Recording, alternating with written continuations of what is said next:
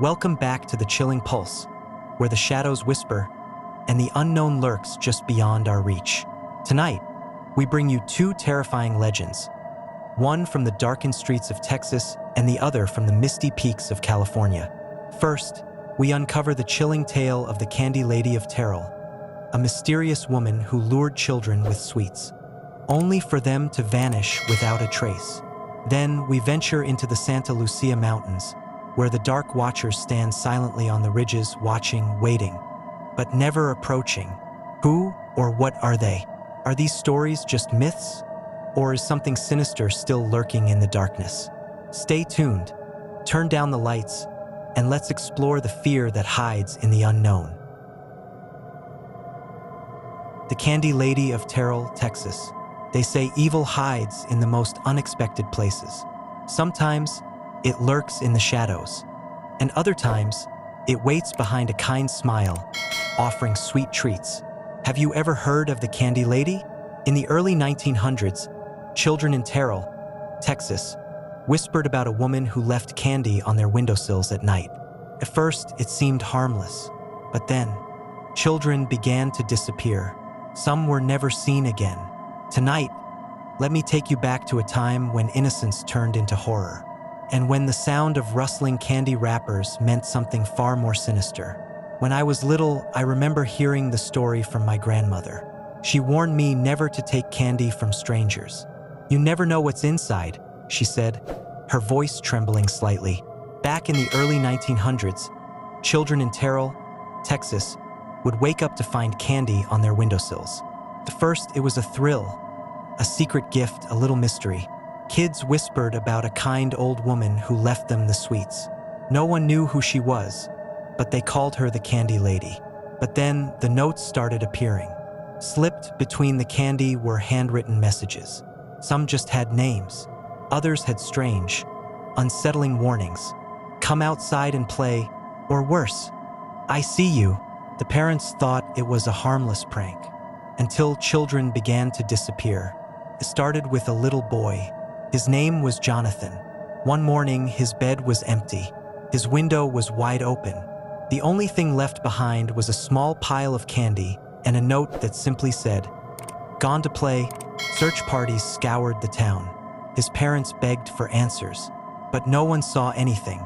Days turned into weeks, and then a farmer found something disturbing in his field.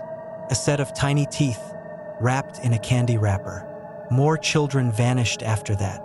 Some were found, small bodies discovered in ditches, their mouths stuffed with candy. Others were never seen again. Then the town remembered Clara Crane. Clara had once been a quiet woman, married to an older man. They had a daughter, but tragedy struck when the little girl died under mysterious circumstances. Some say she drowned. Others believe Clara's husband was to blame. Grief consumed her, and then something inside her snapped. One night, she poisoned her husband's favorite candy, laced with crushed glass. He died in agony. The town called her a murderer. She was sent to the North Texas Lunatic Asylum. But here's where things get truly unsettling. A few years later, she vanished. Records showed she had been released, but no one knew where she went. And soon after, the candy began appearing on children's windowsills. People in Terrell still say you can feel her presence. Some believe Clara Crane never truly left. There are stories, whispers of a hunched figure walking through the fields at night, of a soft, humming voice outside children's windows. Some parents even claim to have found old-fashioned candy wrappers on their porches, as if someone, or something, is still leaving them behind. Could it be that the Candy Lady never died? Or is it just the town's way of keeping the legend alive? Local reports have surfaced over the years of eerie encounters. A farmer once claimed he saw a woman standing at the edge of his field late one night, holding a small sack. When he called out, she turned, revealing a hollow-eyed stare. By the time he reached the spot, she was gone, but he found a single piece of candy lying in the dirt. Another story tells of a group of teenagers exploring the abandoned asylum where Clara had once stayed. They found an old wooden box filled with rotting candy and yellowed scraps of paper with names written on them. Names that matched the missing children from over a century ago. A historian researching the legend discovered an old journal believed to belong to Clara Crane. Its pages were filled with erratic handwriting and strange symbols. One entry stood out: "They took my angel away, but I will find her. I will make new angels." Sweet little things. Wrapped in ribbons and candy, the diary abruptly ended, but some believe it hints at her twisted motivations. Was she truly trying to replace her daughter, or had madness fully consumed her? Even today, the legend refuses to die. Some say that small children in Terrell still find candy on their windowsills, always wrapped in old-fashioned wax paper. A few parents have even reported hearing soft knocks at their windows late at night, followed by faint giggles. Of course, skeptics argue it's just an old urban legend, a ghost story passed down to scare kids into behaving. But if that's true, why do the reports keep coming? Ghost hunters and paranormal enthusiasts have attempted to uncover the truth behind the Candy Lady. EVP recordings have captured whispers. Shadows have been seen moving in abandoned homes. And some investigators claim to have found candy, fresh and untouched, in places no one had been in years. One investigator even claimed she felt a small, icy hand brush against hers while exploring a field near an old farmhouse. When she looked down, she saw a single piece of candy resting at her feet. Could all of this be mere coincidence? Could it be that people's imaginations are running wild? Or is there truly something sinister lurking in the quiet town of Terrell? Legends have a way of persisting. Sometimes they're based on truth. So tell me, do you believe in the Candy Lady? Next time you wake up and find candy on your windowsill, remember this story. Maybe it's just a joke.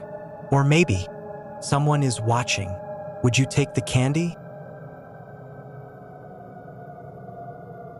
The Dark Watchers of the Santa Lucia Mountains, a terrifying encounter. Have you ever had the feeling that someone was watching you? That eerie sensation creeping up your spine. The cold prickle at the back of your neck? Imagine hiking alone in the mountains, surrounded by endless trees, when you suddenly notice a shadowy figure standing on a distant ridge. It's not moving, it's just watching, and the moment you blink, it's gone. This is the legend of the Dark Watchers, mysterious shadow figures that have haunted the Santa Lucia Mountains of California for centuries. Some say they are spirits. Others believe they are something much older, something beyond human understanding. Tonight, I'll share my own chilling encounter with these watchers. And by the end, you'll have to decide, are they real or just a trick of the mind? I remember the day clearly. The sun was setting, painting the sky in deep oranges and purples as I hiked alone in the Santa Lucia Mountains. I had always loved the quiet of these trails, the way the wind whispered through the trees. But that evening, something felt off. The air was heavy, charged with an unseen presence. The usual sounds of the forest, the chirping of birds, the rustling of leaves had vanished. It was as if the mountains were holding their breath. Then I saw it.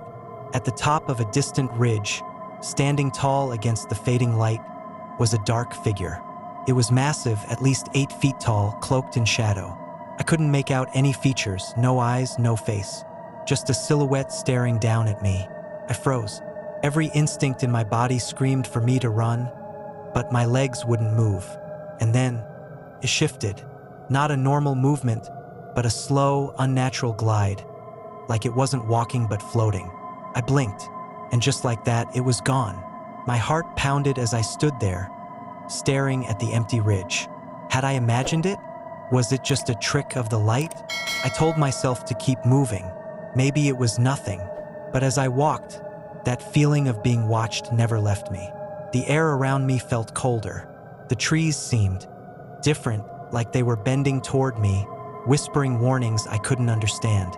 Something didn't want me there. The trail curved sharply, and for a moment, I lost sight of the ridge. But as I turned a corner, I saw another figure standing much closer this time. It was only about 20 feet away. My breath caught in my throat.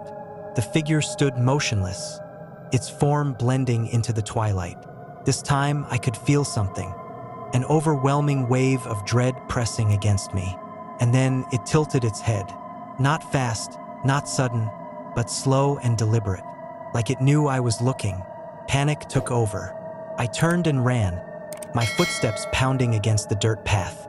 I didn't care where I was going. I just needed to get away. But as I ran, I heard something behind me.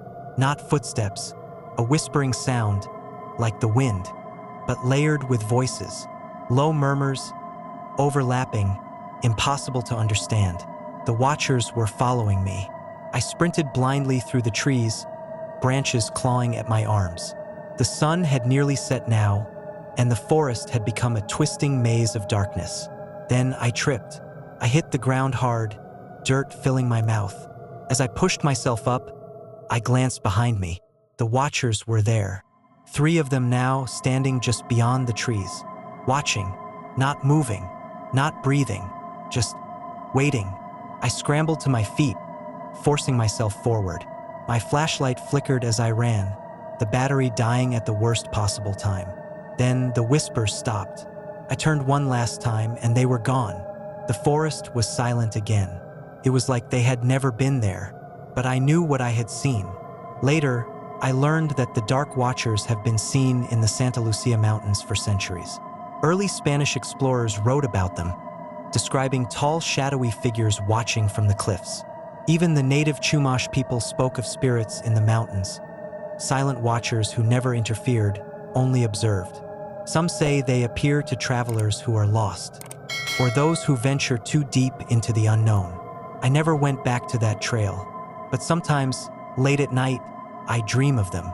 I see their silhouettes against the stars, standing high above the world, watching, always watching, and sometimes, I wake up with the feeling that someone is standing at my window.